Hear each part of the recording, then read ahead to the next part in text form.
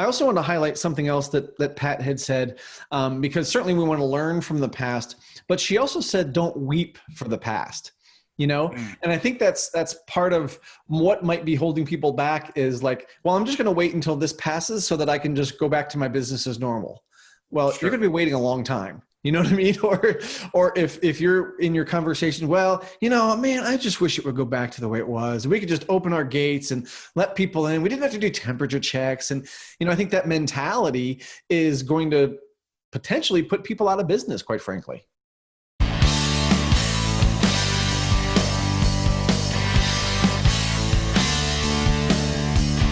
Welcome to the Attraction Pros podcast, where professionals in the attractions business can get tips, tools, and even a bit of inspiration. Join us as we tackle some of the most important topics facing the attractions industry today and gain insights from some of the top leaders, creators, and influencers from the exciting world of theme parks, zoos, museums, aquariums, and family entertainment centers. Because this show is created by Attraction Pros for Attraction Pros. I am Josh Liebman, Director of Business Development for Amusement Advantage. I help attractions understand and improve their guest experience. And I'm Matt Heller, founder of Performance Optimist Consulting. I help leaders lead and work with attractions to increase employee engagement and retention. Now sit upright, hold on tight, and enjoy the leading resource for attractions industry professionals, the Attraction Pros podcast. Hey, Matt, how's it going? It's going pretty darn well. Josh, how are you? I'm doing great. I am energized. I'm excited. And I feel like I am full of knowledge. And what, pray tell, would have brought all that on? Well, first of all, I just have a natural curiosity. So, I'm regularly trying to, read books, watch master classes and things like that. But for the purpose of today's conversation and today's podcast episode, we just released some pretty cool content on Attraction Pros, which I've been saying is, or I've realized that it is the most collaborative, it's the most comprehensive, and I think the most insightful single piece of content that Attraction Pros has put out in our little 3-year history. And that's our greatest hits album? It is our greatest hits album with special features by Voodoo Hoedown. Oh my goodness. Now you're going back into the vault. Nice. Nice. But I think what you're really referring to is our ebook on lessons from executives, where we put out the call and you were talking about how you feel. I feel thankful, quite frankly, that these folks have taken their time to, and we'll go through the list, but these folks have taken their time to give us their insight on 3 really important questions about how they've been dealing with the COVID-19 pandemic. And, I read through all of it last night, just getting prepared again for this conversation. And the amount of insight and transparency that they've shared is just amazing. So do you want to give a little plug on how people can find it? Yeah, absolutely. So it is attractionpros.com/lessons from executives, written out all as one word. Honestly, if you go to attractionpros.com, if you're listening to this within the first couple of weeks of its release, you will see it towards the top of the page. You can just click on it and then you can download it. And, like you said, the amount that is included in the amount of knowledge and insights that are shared. If you don't learn anything from it, you weren't reading it right. Go back and read it again. It is it's so incredible. And it's worth bringing up too that, the time of this recording, we're in early August here in 2020. So we're close to 5 months into the pandemic from the standpoint of the industry shutdown, which happened around mid-March. And we're definitely not near the end of it. Obviously, we don't know when it's, when it's going to be over per se, or, but we're navigating into the new normal. So don't think of this as something that is purely executives reflecting on the pandemic as if it were a past tense historical event. We acknowledge, and many of the contributions in it also very much acknowledge that, there's still, a long road ahead. But it's a really cool snapshot of where we are and what it was like at the very beginning. We ask about, how prepared they were going into it. What were some of the first actions that they took? What do you wish you would have known on March 1st, and how would that have changed your strategy at all? Because, if you remember when we started the video series, which was at the end of March, that we said, wow, we don't know a lot. There's a lot that we do not know. And actually that video series is a really cool timeline. If you haven't had the chance to check that out, we started at the end of March, and the last one we did was around the end of June. So it was a little over a month ago since we did our last one, but it's this really cool timeline of events where we're gradually learning more and more as we go. But in this case, with the ebook, we also asked the contributors, how has this disrupted your leadership philosophy going forward? With so much, knowledge and expertise and proficiency coming into it, how much of that is, I would say, still relevant today? How much of that is even more important? And, was there anything that is now thrown out the window and now, you're rebuilding? So it was a really cool perspective. It's very raw. It's very candid. We barely edited it, purely just from a formatting and flow perspective. So you're really tapping into the collective wisdom of 25 of some of the top leaders in the industry. Should we give a quick, I would say, kind of credit roll before we dive into our interpretive analysis of it? Absolutely. Yeah, absolutely. All right, excellent. So in alphabetical order by last name, we would like to extend our sincere gratitude to the following individuals: Kurt Allen, President and CEO of Mississippi Aquarium; John Anderson, COO of Michigan Science Center; John Arie Jr., CEO of FunSpot America; Jennifer Berthiaume, Vice President of Lion Country Safari; Sarah Cole, President and CEO of Glazer Children's Museum; Matt Eckert, President and CEO of Holiday World and Splash and Safari; Eric Imstad, General Manager at Miami Seaquarium; Roger German, CEO of Florida Aquarium; Christopher Gould, Senior Vice President of Iconic Attractions; Matthew Johnson, Executive Director of IMAG History and Science; AJ and Kevin Jowett, owners of Revolution Off-Road Adventures. And I think they've got the best profile picture in this ebook. It's worth downloading just for that. It was the same as what we used for the podcast when we agreed them. Yeah. Jim Kuno, General Manager at Island H2O Live; Ike Kwan, COO of California Academy of Sciences; Brad Loxley, COO of Sunworld; Tony Moore, Executive Director of Gathering Place; Tim Morrow, President and CEO of San Antonio Zoo; Michelle O'Brien, owner of Fiesta Village Family Fun Center; Jonah Sandler, founder and CEO of Scene 75 Entertainment Centers; Luke Schuler, founder and COO of Flying Squirrel Sports; Pat Simmons, Director and CEO of North Carolina Zoo; Christina Sovereign-Schwartzman, Chief Business Officer at Sawgrass Recreation Park; Dennis Spiegel, President of International Theme Park Services; Glenn Andre Vista-Ba, CEO of Scans Drew Park. I think so. I think so. Okay. We think so too. Sorry, Glenn. Ken Whiting, President of Whiting's Food; Barry Zellickson, owner of Big Thrill Factory. Whew. In hearing that list, you said that these are some of the top leaders in the industry, and I wholeheartedly agree with that. And I'm really glad to be able to call a lot of these folks not only colleagues, but friends, within the industry. And again, for them to be able to take their time and share their insight and their transparency is just fantastic. But I also am struck, just as you read through that list, of the variance of types of facilities that we're able to participate. We have zoos and family entertainment centers and, aquariums, and it just runs the gamut of all these different attractions. And in some ways, some of the things that people talked about were very similar, right, in how they prepared or what they wish they knew. But in obviously other ways, things are very, very different.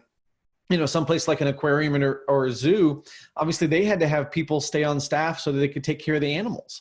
Where other places it was like, we have to furlough people and shut things down. And, again, one of the trends that I saw from these entries was just how much, people really, they were heartbroken when they had to lay off their employees. And I think that was kind of a general theme throughout that, so many people talked about how, we're going to have to lay people off or furlough them or reduce their pay or whatever the case may be. And that was a hard decision. So for anybody out there thinking that, we're going to reduce expenses, we're just going to cut our employees, that may have been, one of the biggest areas to cut in terms of cost, but probably one of the hardest decisions for people to make.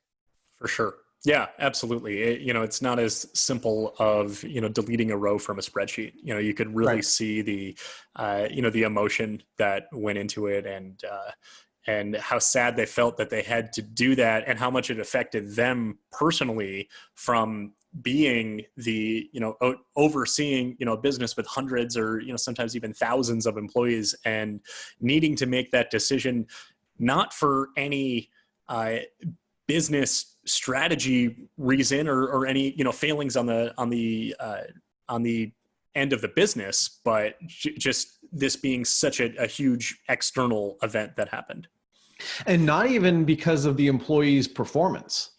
Right. I mean, that's one of the toughest thing is like, we're going to have to furlough you or let you go, not because you didn't perform well, but because there's this external factor. And Glenn Andre talked about that, these external factors that, we have no control over. We can kind of in some ways control how our business does, right? If we're not doing something well from a marketing standpoint, we change the marketing, right? If we're not doing something from an operational standpoint, we have a choice. We can change the operation. We can't change this outside factor that is having such a detrimental effect on our business. Right. No, absolutely. It's you really get the vibe that they all acknowledge that nobody deserved this, right? Nobody should have had this, coming to them, whether obviously from the virus impacting people directly. And then, of course, from the business and the financial impact and the employment impact to all of it. And in so many of the instances, you'll also see that many of the executives cut or substantially reduced their salary as well, to really just show, hey, we're all, I mean, it's a phrase we've heard a lot, but we're all in this together. And, we all need to do what we can to navigate the storm and to get through it. One of the things that I read that John Arie Jr. from FunSpot did was he actually paid the people that were still on staff more. I think it's 125% of their salary, as a way to show that, hey, we see that you're going through something tough as well. We know this is, a dangerous situation, so we want to recognize and reward you for that through, what little means we have is we're going to bump up your salary a little bit. And of course, to offset that, they had people that weren't working that were still making 75% of their salary. So I just think that shows the heart that organization has for the people that were still working and still contributing during that time.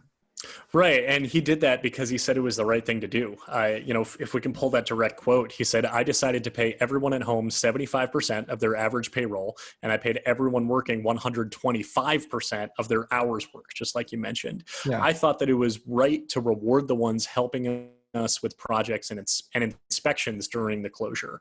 Because, he was able to, or they were able to, send home, I'd say their operations staff, but then there were some people who still needed to stay on, including maintenance teams and things like that. And a select maintenance team and a select few team members is what it says specifically. And that's, I would say a similar story to several others as well. Like I believe it was Chris Gould who said animal care and security, stayed on.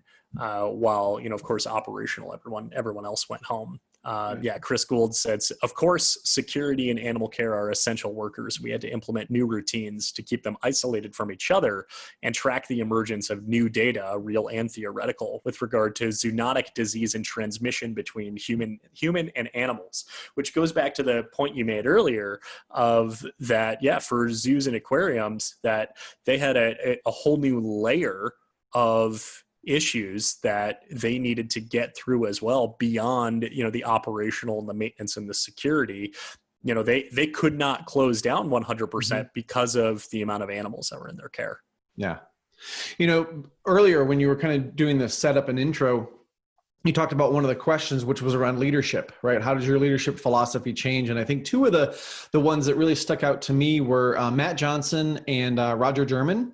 Because they really said, it didn't change at all, right? Right. Our methods may have changed, and I think Roger specifically said our mission hasn't changed, only our methods, right? And I think that's really important as you're going through something like this. If you have a strong, mission, if you have strong values, if you have a strong, sort of guiding force in your business, then you'll be able to weather these storms. Whether it's a literal storm, it's a hurricane, or it's some other natural disaster, but you'll be able to weather those because you've got sort of your moral compass. You know which way to go. You just have to change how you get there. Right. And that was one of the things that I wrote down too as one of the key takeaways, is that if your philosophy is rock solid, then a pandemic shouldn't disrupt that at all. But like you mentioned, it's not the mission, it's the methods. So you can really look to your core values, whether it's of your organization or your own personal beliefs. John Arie Jr. talked about his faith several times throughout it, and that was, the guiding principle, and being able to use that. And now it makes filling in the blanks a little bit easier. It certainly doesn't solve it altogether, because it's now a whole new, host of problems that we've never had to deal with before. But being able to look towards the end game now allows you to help come to decisions with a little bit more justification and more authority with it as well. So it was really cool to see that as a common trend that came up several times throughout the responses. Definitely. And along those lines, I also wanted to point out what Jonas Sandler said, and I want to say somebody else did, but I'm not finding it in my notes right now. But they said they closed before they had to, right? Mm-hmm. Because he said, one of our tenets of business, one of our values is that we put people first.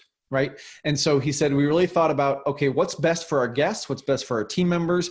And it's not to stay open when there could be this dangerous situation. The best thing for our people, even though it may not be the best thing for our bottom line, is to close. And so they actually closed before, it was mandated for them to close, which I thought, again, that value that they have, that guiding principle, was really able to kind of show them the way.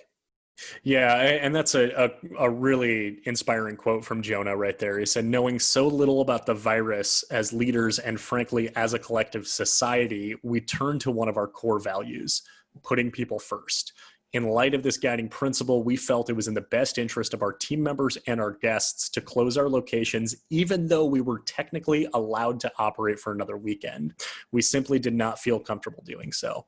Yeah. So having that proactive foresight into knowing, okay, legally we can continue to operate. This is back, he uses the date March 12th, which was about, I think he said 12 days before, or 10 days in advance of Governor DeWine closing all non-essential businesses in Ohio, that they decided to close and really be ahead of the game and say, hey, even though we don't have to yet, we're anticipating and we don't want to put our employees and our guests at risk. And it's so interesting to think of this now. Here we're recording this in August, to think of what early to mid March was like, where it was an entirely different world back then. We were starting to see it become more and more prevalent, here in the US and really starting to spread drastically throughout the world, and looking at it from the standpoint of, okay, we need to make sure we are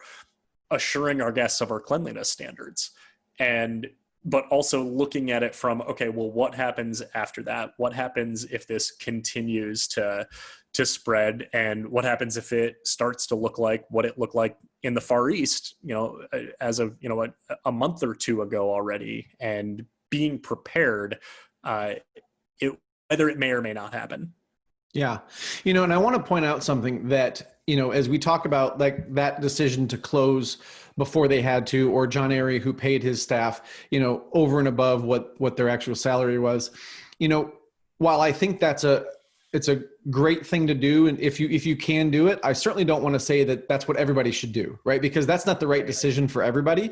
I think we're just pointing out that in those two cases, that it was their values that led them to that particular decision. Now, other people who have stayed open, until the very final day that they could stay open, that was probably the right decision for them, right? And they were maybe making those decisions on other criteria. So I don't want it to sound like, oh, if you stayed open until you had to close, that you were doing something wrong or bad.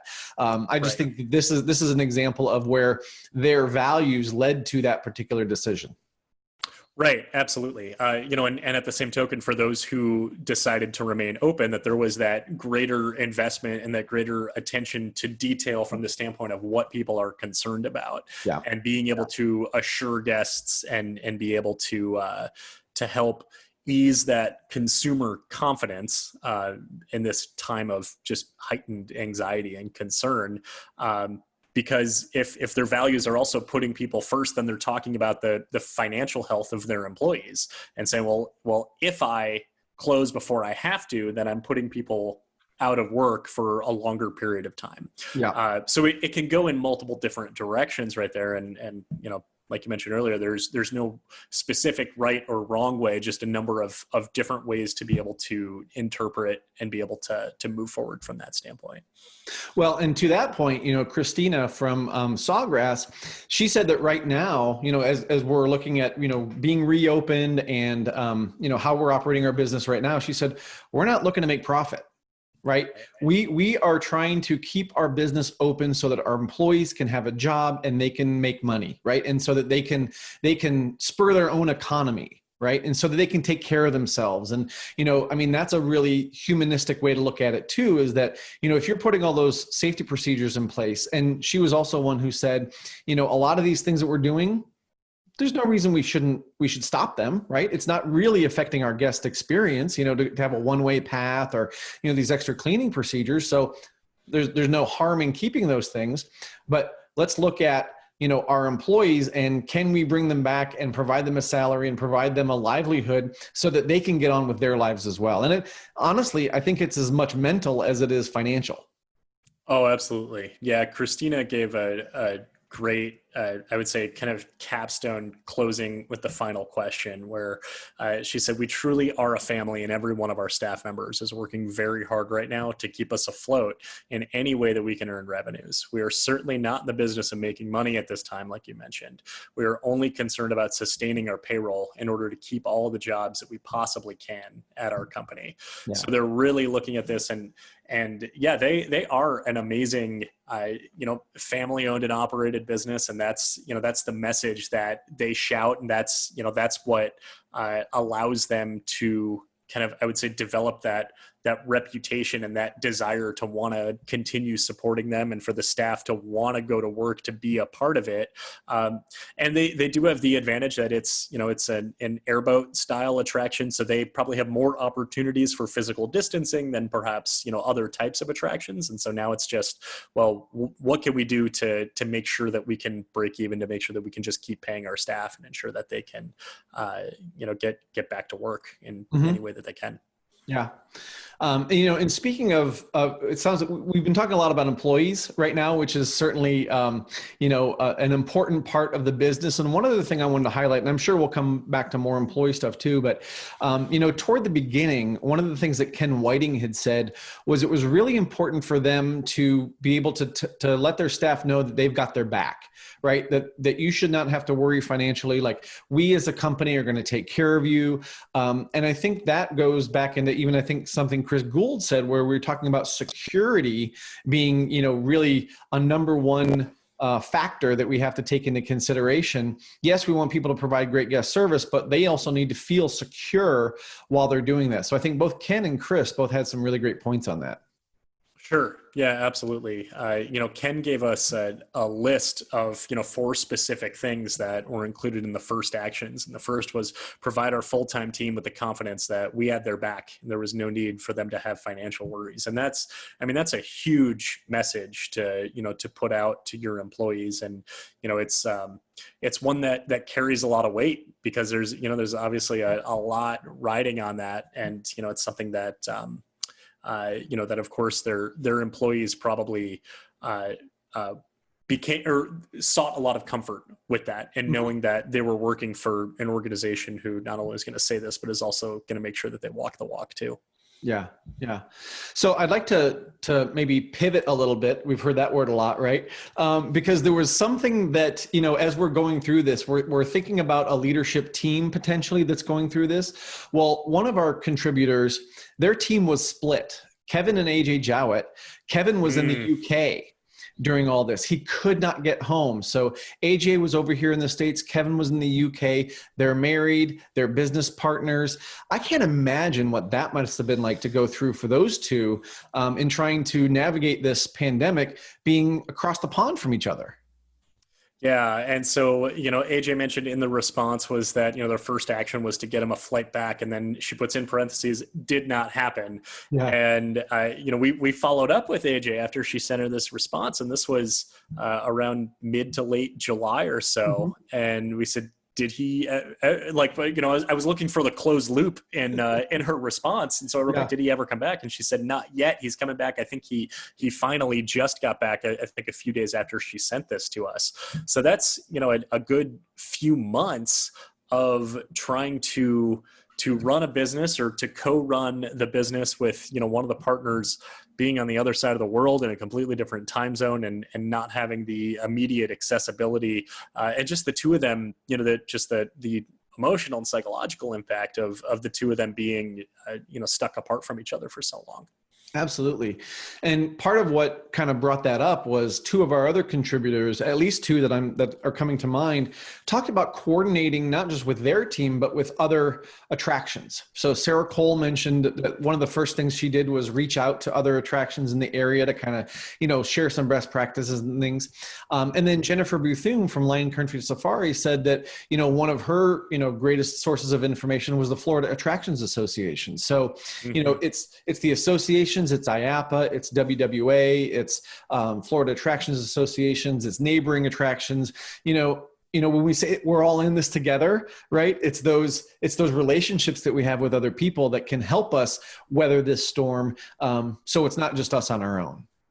And I think that point was really emphasized, I would say, multiple times in the video series that we did, where it was just naturally brought up, whether it was people talking about coordinating with other businesses in the area who might be considered to be competitors, or, you know, we had Bill from FAA, we had Bethany from IATP on and talking about, hey, the importance, we had Ed from NIAPA on, you know, talking about the importance of being connected with the association, because, hey, it doesn't matter if you compete with each other in normal times. Right now, there's nothing to compete against, and we're all going to be better if we all work together to, you know, for the greater success of our business and our industry and our area of the industry. Yeah, yeah. And kind of taking that thought a little bit, focused a little bit more operationally. You know, Jim Kunow from H2O down in Florida, he said that one of the things that he was able to do internally was to really tap into the strengths of the people on his team. And he said we had a really great 1-2 punch with the assistant manager, and or assistant GM and the operations guy. You know, just kind of tapping into what they did well that really helped them kind of move forward. And then kind of along that line, Glenn Andre from Sweden, you know, he said that part of this really brought out the best in us because we had this focus of what needed to be done. And, you know, I've said for many, many years that, you know, during an emergency, it's really easy to get people to work together because we know what the focus is, right?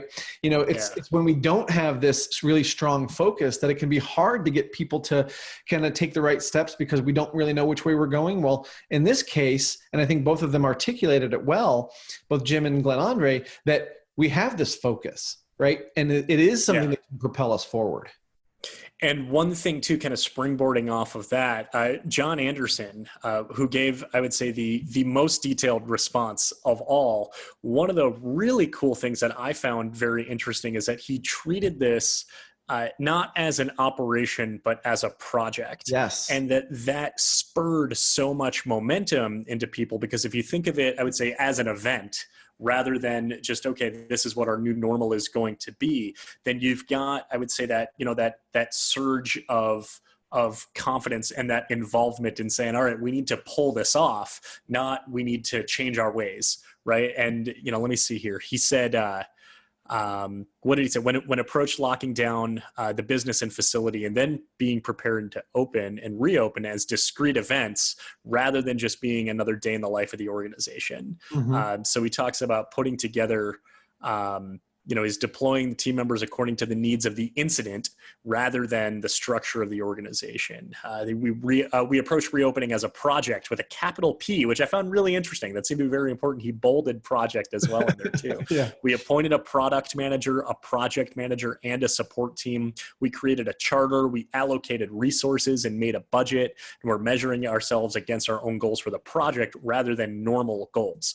And it was really cool to just read just how he elaborated on all of that, because that's a project is something people can get excited about, right? Standard operating procedures is evergreen, right? And this is just, okay, this is how it is. This is how we need to be. But this project or this event or this incident really just collaborates this all hands on deck mentality that's very much needed during this time, because there's nothing standard about these operating procedures these days, right? Yeah. And I think the other thing that's really interesting is a project typically has a beginning, middle, and an end, right? It's a finite amount of time that project, you can say, yep, it's complete. So you can put a little bow on it and say, okay, now we can move back into our standard operating procedures, knowing that project probably changed your standard operating procedures. And I think one of the first things John said was they did go back through their SOPs and looked at, okay, what do we need to change? How do the things need to adapt? But then, really focusing on it as a project, I thought that was really clever too, because it puts a whole different spin on it. And it also helps you allocate people in a very different way than you normally would. So your operations manager may be doing something completely different in this project than they are, as running the operation. So I thought that was a really interesting lens to look at this through. Yeah, I think he even mentioned at some point, I'll have to find the quote, but he says it takes away any negative feelings of the and other duties as assigned tagline at the end of any job description. Right. Because it's just, hey, this is the project. This is just what needs to be done. And looking at this from opening rather than reopening was very important, which I think is actually a good segue into someone that was, and at the time of this recording still is in the process of pre-opening, and this is as much of a project as it is operations, and that's Kurt Allen at the Mississippi Aquarium. And he had, I would say, almost this different experience with it, because he didn't shut down, but everything leading up to the grand opening got completely disrupted. They had to pull back and look at it from that standpoint. Yeah. Well, what was interesting too there, a lot of the contributors talked about finances, which, deservedly so. But he talked about the fact that for a while, their finances, their salaries were being paid by, public money and private money and, all coming from all these different sources. So it seemed like from a while reading what he wrote that it was kind of business as usual. But then as they started to see how contractors were affected and all those kind of things, then it gets into what you were talking about with the opening, delayed and changed. So, I thought that was a really interesting part of it. And I would wonder too, if we revisited Kurt in 6 months and said, okay, how are you operating differently now? Because you got to open during this, right? Or that was the plan, right? And this now changed how you opened, not just, how you changed your operation. So I'd be curious to see how that, kind of played out. But also just, looking at the design of the aquarium was done way before this. So how could that potentially have, hindsight of course is 2020, but you go back and look at the design and, if we had started the design process in 2020, would that have completely changed our enclosures? Would it have changed our guest pathways? Would it have changed our admission practices? All those type of things could have been drastically impacted. Right. Yeah. And can they modify the operation based off of the existing structure of the building, knowing that they've never operated during normal times and they will never have that pre-COVID operational experience? So looking at this purely from a during COVID and hopefully post-COVID as soon as possible. It's interesting too that, Kurt talked about the revenue reserve buckets for unexpected issues, things like hurricanes, equipment failures, and business interruptions. And I wonder if now not only Kurt, but if everyone is now going to start thinking, okay, we need to have not just our reserves, but we need to have pandemic reserves too. Just because now out of fear of what we've gone through, what we are going through, and not wanting to be in this situation again, or being able to brave the next storm a little bit better, or if it lumps into just all the other reserves you have from other contingencies, or preparing for the unpreparable is actually the note that I took down with looking at Kurt's and then seeing that, come across with many other people as well. Yeah. Yeah. Eric Imstead kind of talked about that because he was talking about other things that he'd been through that in some ways prepared him for this, but in some ways didn't. Right. Mm-hmm. So, I mean, there were some things that he could kind of go back and look at. And that also reminded me of Pat Simmons from the North Carolina Zoo, who said, she wished she had paid more attention in history. Right. I read that. I thought, me too. I know, right? I had not heard of the 1918 flu until March, maybe right, February. yeah. I don't know, I wish that was more of a general education focus in history classes throughout the world of just, hey, this is what can happen if we let a virus go out of control, and this is what happens as a result, and this is what we can do to prevent it. That absolutely, yeah. If that was not just paying attention more in history class, but it's like, yeah, I remember learning about the bubonic plague in my freshman year of high school, and just being like, oh, that happened so many hundreds of years ago, and far away, and something that would never happen again because of modern medicine, and here we are. Yeah. So. Well, what's that saying that I'm sure people know I'm going to butcher, if you don't learn lessons from the past, you're doomed to repeat it. Yeah. Something like that. Right. And I think we might be living through a little bit of that right now. I also want to highlight something else that Pat had said, because certainly we want to learn from the past, but she also said, don't weep for the past. And I think that's part of what might be holding people back is like, well, I'm just going to wait until this passes so that I can just go back to my business as normal. Well, You're going to be waiting a long time. You know what I mean? Or if you're in your conversation, well, man, I just wish it would go back to the way it was. We could just open our gates and let people in. We didn't have to do temperature checks. And, I think that mentality is going to potentially put people out of business, quite frankly. For sure. Absolutely. Yeah. If you weep for the past, then you're dwelling in the past. And actually, Kevin and AJ give a really good quote here too. It was a quote that they cited from George Bernard Shaw that I think is kind of somewhat along the lines here. They said, our philosophy has always been to run a business that was a fun place to work and visit. That has not altered. And she goes, as George Bernard Shaw said, life doesn't cease to be funny when people die any more than it ceases to be serious when people laugh. And I thought that was super interesting. And it ties in somewhat tangentially with, Pat saying, don't weep for the past, because it really is very much about, okay, we are moving forward. We are in the entertainment business. Our job is to put smiles on people's faces. And if we dwell on, what has happened in the past, then it stops us from being able to move forward and continue with our mission of being what it is that we do best going into the future. Yeah. Yeah. And I think it was Dennis Spiegel who said like his very last line was about bringing back the fun. Right. And a couple other people had mentioned that too. Like we can't get so far into this and forget that we're in the entertainment business. Right. Absolutely. We have to be safe. And we've always been, safe. That's always been a paramount tenet of our businesses. But we can't forget that we have to also provide some fun while people are being safe. So I thought that was a great sort of way to kind of keep things in perspective. And Dennis has such a unique perspective too, and that was really why we wanted to include him in this. Even though he's the only one here that isn't actually an operator, we knew that this was absolutely going to be incredibly valuable to this report here, or to this guide. And because when we had him on the podcast, a few months ago, we had him in, was it mid-March, late March? He was kind of our first COVID episode that we did on the podcast, and he was saying, hey, we've been following this since late last year because ITPS had been, working on projects in China and in Asia.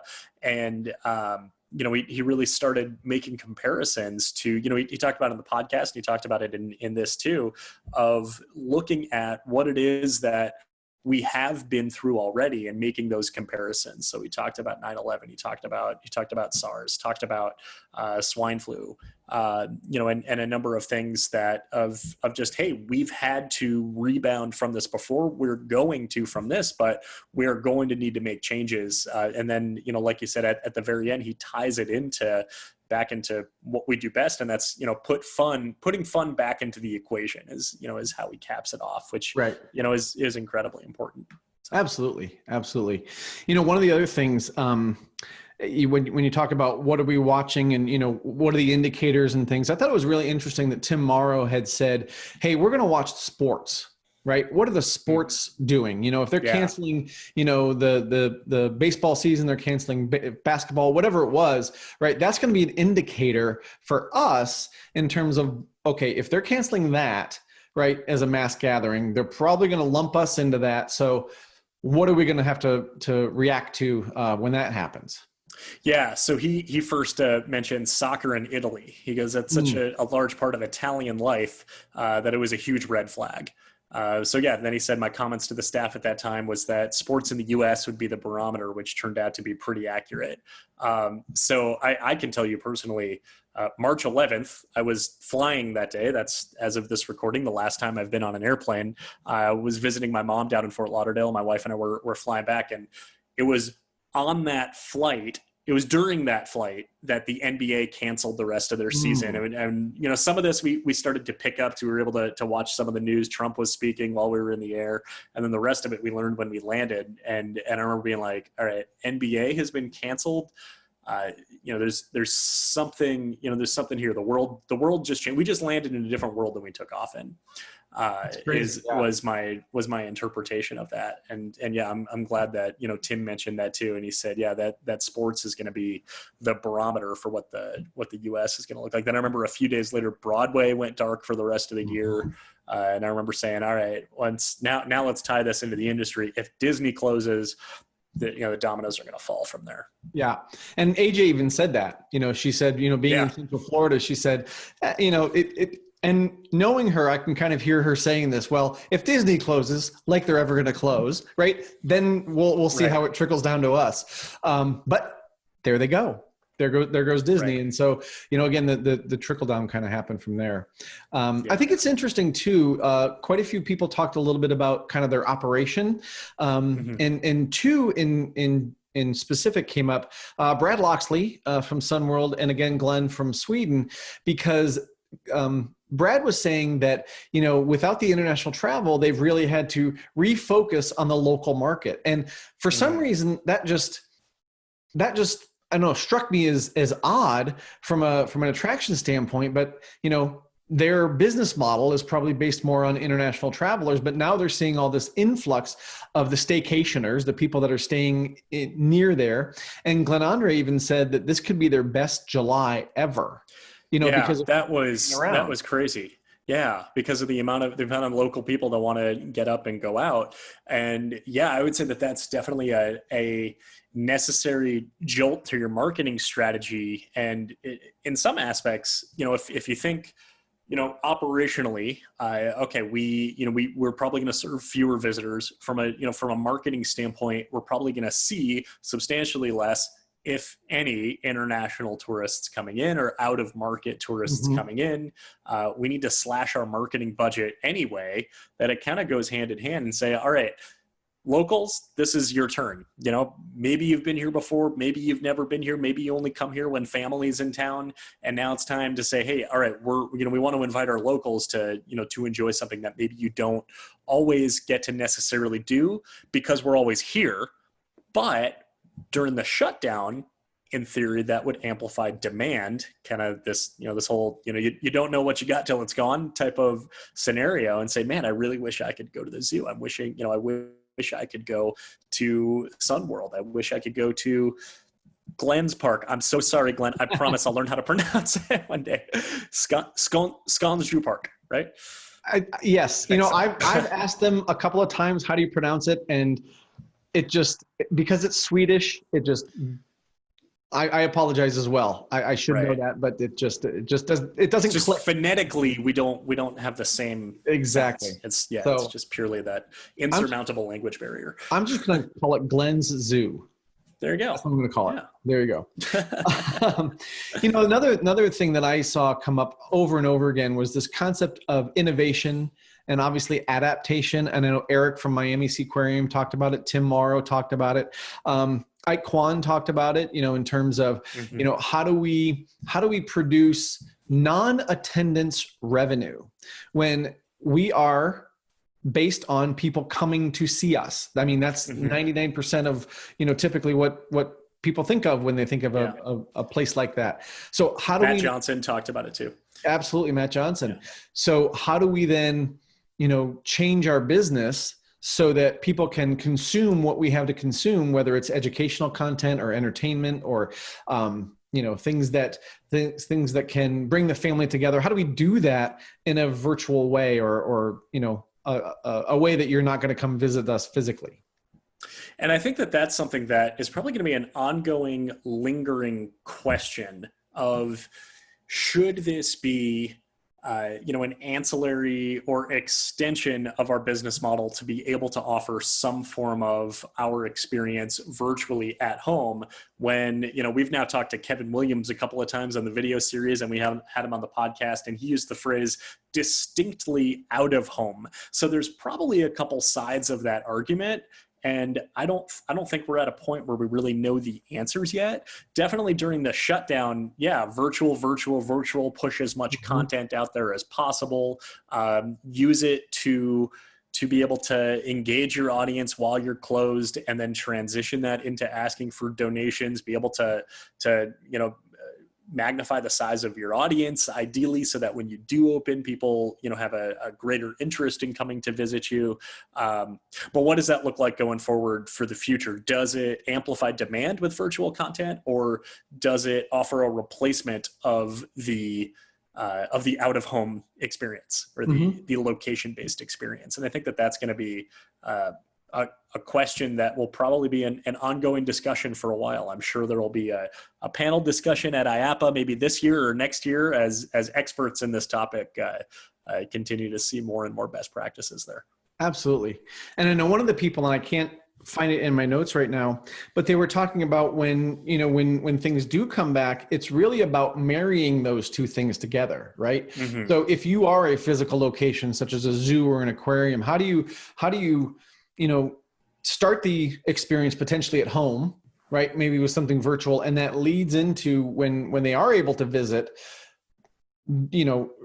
continuing that experience once you get on site. So Right. I think that was a really interesting way to kind of frame up how this might look in the future. Yeah. And, going back to the operations component of it as well, Michelle O'Brien from Fiesta Village Family Fun Park in California, who also, used Disney as kind of a barometer because they're out in the greater Los Angeles area. She said the moment Disney announced they would be closing, we knew things were serious.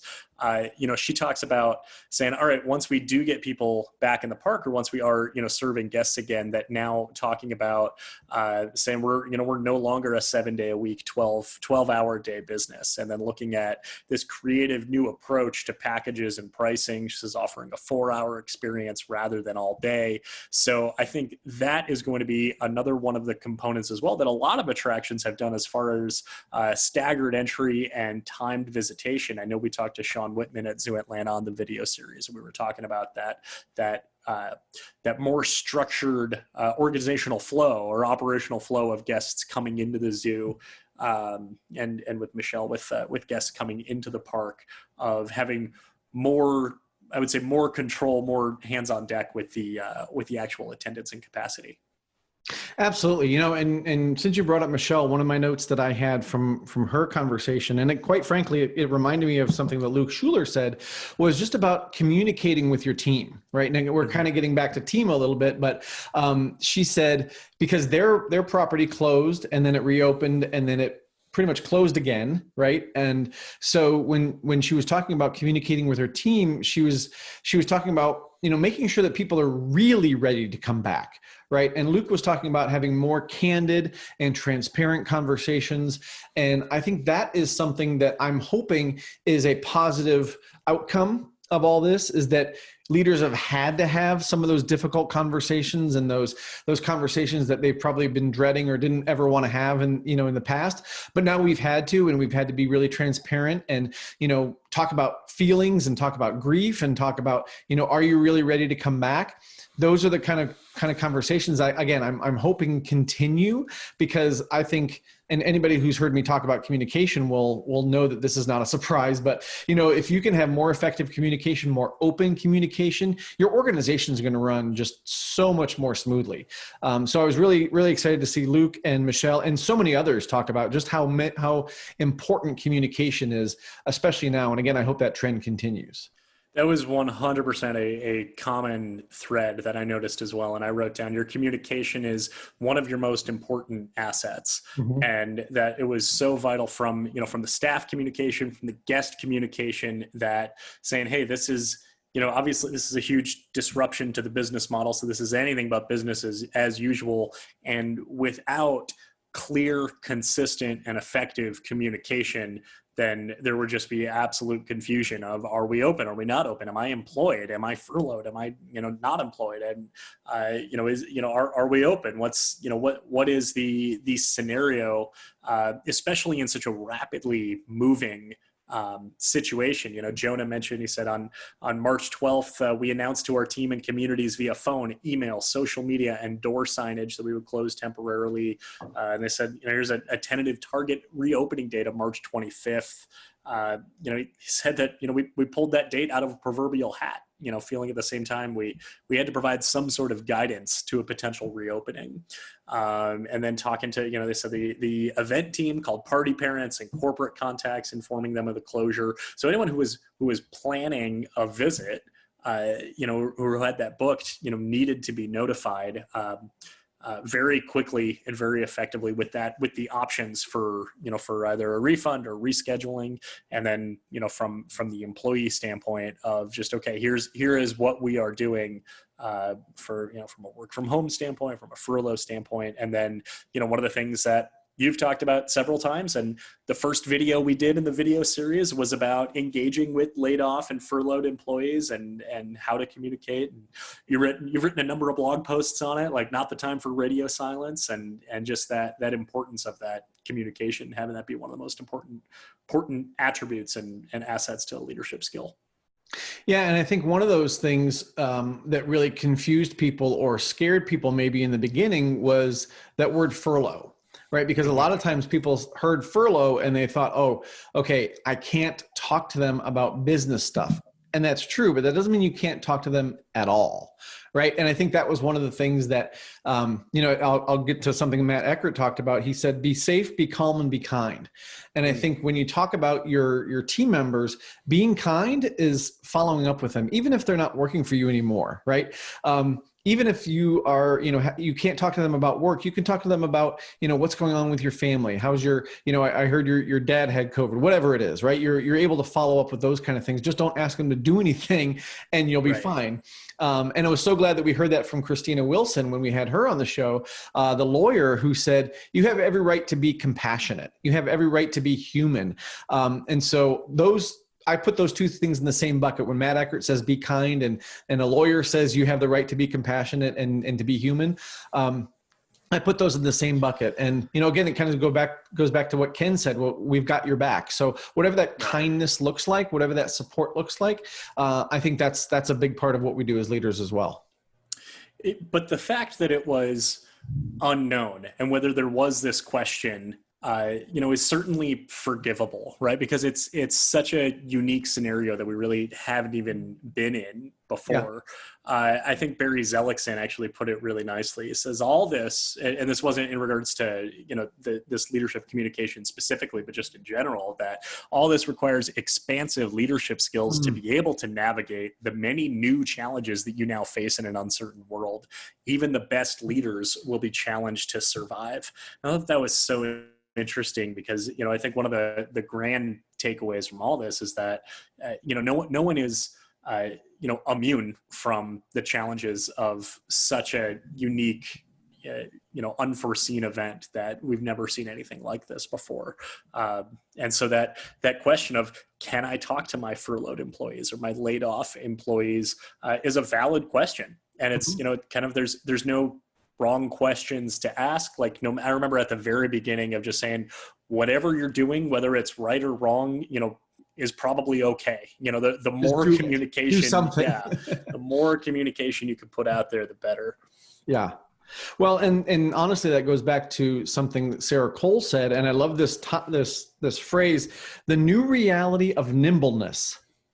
Right? Because in order to adapt, in order to have this expansive leadership, we've got to be nimble. We've got to be able to move and change and understand that the rules that we're experiencing today may not be the rules that we're going to be experiencing tomorrow.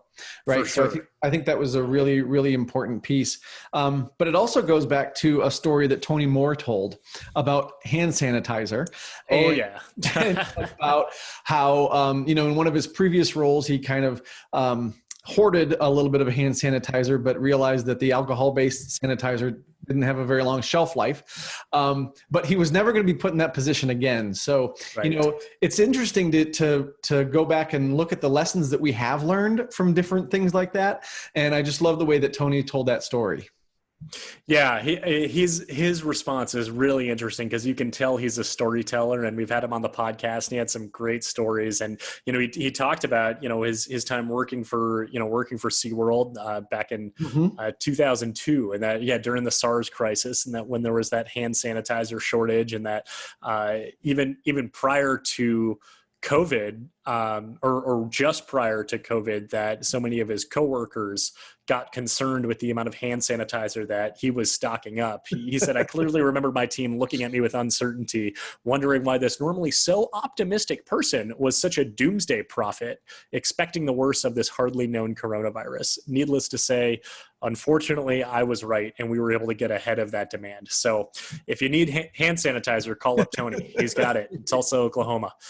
That's right. Exactly. He's one of the other people that I think as we kind of wrap up some of the trends that we saw, he's somebody else who also says, let's not take the fun out of this. Right. Yeah. Let's always remember in the back of our mind that, yes, again, we have to be safe. And we heard that, Dennis talk about it. Everybody talked about safety.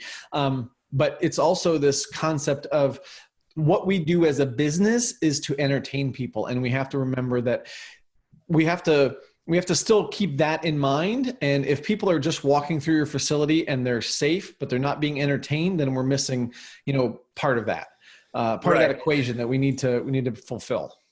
Right. It's one thing to be open, and it's the other thing to be able to replicate some form of the previous experience that you offered. Otherwise, why are people coming to visit you? People are coming to visit you so that they can be entertained. But I just love what Matt Eckert said about, being prepared. He said, as a leader, you always have to be prepared to zig when you thought you would zag, and that the pandemic has validated that. So like you said, being nimble and, kind of being on your toes. And I know you and I made a reference to Men in Black Alien Attack when we saw that quote, which is funny, actually. When we first brought it up, I was like, that's what you hear when your score wasn't high enough. That's the, because when your score is high enough, you get the tailor. He says, oh, it'll be ready next Wednesday. But if not, you get the coach. That's right. That's what it is. That's right. Yeah. You should think, what are you doing? Bagged. Yeah. That's funny. So again, as we kind of wrap this up, are there trends that we haven't mentioned that you think, we can all learn from this? I think one of the other things too that I noticed is that, so many of the responses was this combination, I would say almost this balance of both practical, so very methodical, this is what we did, this is what we're doing now, and this is what we're going to do. So that very pragmatic approach to it, but everyone also infused the personal element into it as well. And I think that it's just so important not to forget that it's not just being an employer of employees, or just being, a leader of, team members who are reporting to you. But this is all about just the human to human relationship, and not to forget that human element of it, that yes, we're going through this, as an industry, as businesses, as, there's the financial, the economic impact of it. But the human impact of it is just as important. Oh yeah, absolutely. Absolutely. And I love that too, how people were really balancing. And, in a lot of cases, leadership is about balance, right? You're balancing your financial investments and your financial outpouring with, what's right for the team members, what's right for the guests. So we're always balancing that. So one of the things that I saw too was, when we asked them what they wish they had known, so many of them wished that they had known how long this was going to be. And we still don't know. Right. So that they could better plan for it. And I think that's what, good leaders are looking to do. They're looking to prepare their teams. They're looking to prepare their organization with, okay, we know this is going to be 6 months. All right. So here's what we need to do. Here's the plan we have to put in place. So I think people were looking for that. And I think that's something to kind of keep in mind too for our team members, is that another one of the things that people said was that they just didn't know what to tell their team members, but they were transparent in saying, I don't know what to tell you. But again, when you say that you're taking care of your team members, that at least helps with the security part of it. Even if you yourself don't know exactly where you're going, at least you can say, hey, we've got you. We're going to take care of things as best we can. We don't know what's going on either. So, kind of bear with us and we'll take care of you and as we move forward. And it's okay not to know all of the answers. Yeah. As long as you are being transparent and open and honest and giving regular updates as you start to gain more and more insight and proficiency into what it is that's going on. Absolutely. Again, back to communication. Communication. If people liked what they heard here and they want to learn more and download the whole thing so they can read it themselves, give another plug for that. Sure. It is attractionpros.com/lessons from executives. Lessons from executives. That is all written out as one word. There's no dash, there's no underscore. But like I said, if you go to attractionpros.com, if it's not there on the front of the page, click on the ebook link on the right sidebar. You'll find it.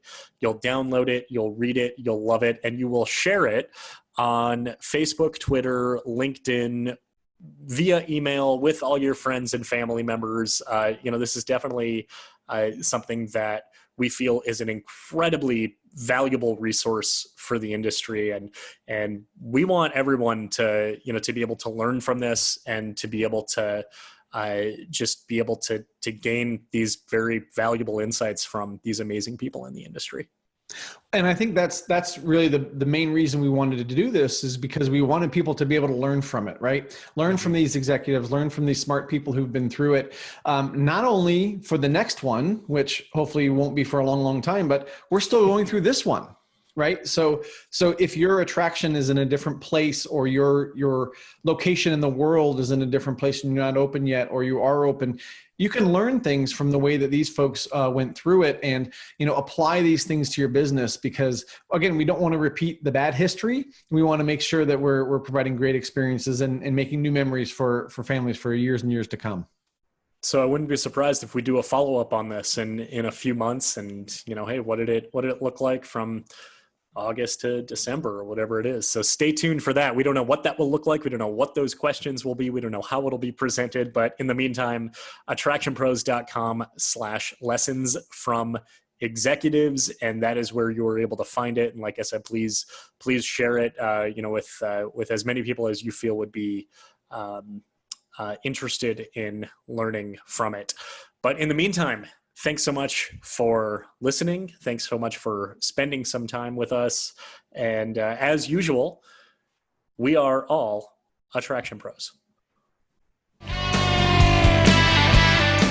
Thanks for joining us for another great episode of the Attraction Pros podcast.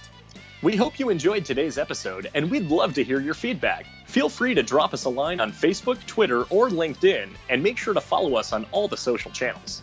And make sure you've subscribed to the show so you can get the latest episodes every single week. Also, if you're new to the show, be sure to check out all the great episodes and guests we've featured in the past.